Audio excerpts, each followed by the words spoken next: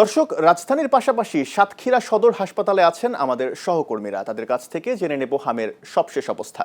প্রথমে চলে যাচ্ছি রাজধানীর উত্তরায় কুয়েত মৈত্রী হাসপাতালে। সেখানে আছেন সহকর্মী শান্ত মাহমুদ। তিনি জানাচ্ছেন সেখানকার সবশেষ অবস্থা।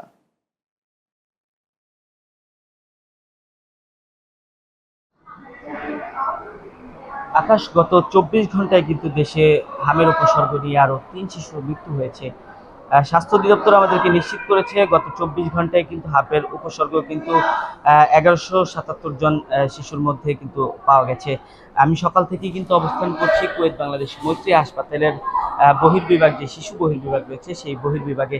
যদি কুয়েত বাংলাদেশ মৈত্রী হাসপাতালের কথা বলি, এখন পর্যন্ত কিন্তু কুয়েত বাংলাদেশ মৈত্রী হাসপাতালে 18 জন হামের যেই উপসর্গ, সেই উপসর্গ নিয়ে কিন্তু তারা কিন্তু আসলে চিকিৎসা নিচ্ছেন। এর মধ্যে কিন্তু 21 জন কিন্তু শিশু, আর বাকি 7 জন কিন্তু প্রাপ্তবয়স্ক।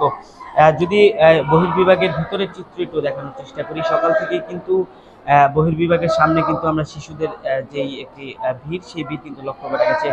হামের উপসর্গ সহ বিভিন্ন রোগ নিয়ে কিন্তু তারা এই বাংলাদেশ কুয়েত হাসপাতালে আসছেন এবং চিকিৎসা নিচ্ছেন। আকাশ, আরও একটি বিষয় যদি জানিয়ে রাখি, আমি কিন্তু চিকিৎসকদের সাথে কথা বলেছি। তারা আমাদেরকে জানিয়েছেন পারিবারিক সচেতনতা এবং জনসচেতনতাই এখন সবচেয়ে বেশি গুরুত্বপূর্ণ। হামের উপসর্গ এবং লক্ষণ দেখা গেলেই কিন্তু আসলে নিকটস্থ যেই হাসপাতালগুলো রয়েছে সেই হাসপাতালে কিন্তু চিকিৎসকদের পরামর্শের কথা বলা হয়েছে। এছাড়া যদি আরও একটি বিষয় বলি, যেই শিশুরা টিকাদান থেকে কিন্তু বাদ করেছেন তাদেরকে কিন্তু এখন টিকা দেওয়া হচ্ছে। তাদের দ্রুত আসলে টিকার আওতায় আনার কথাও আমাদেরকে চিকিৎসকরা জানিয়েছেন। এছাড়া যাদের আসলে টিকার সময় হয়েছে তাদেরও আসলে টিকা দেওয়ার কথা বলছেন চিকিৎসকরা। আকাশ, এই ছিল কুয়েত বাংলাদেশ মৈত্রী হাসপাতাল থেকে আমার কাছে সর্বশেষ। ধন্যবাদ শান্ত আপনাকে। দর্শক, সাতক্ষীরা সদর হাসপাতালে আছেন সহকর্মী মিজানুর রহমান। তার কাছ থেকে জেনে নেব হামের সবশেষ পরিস্থিতি।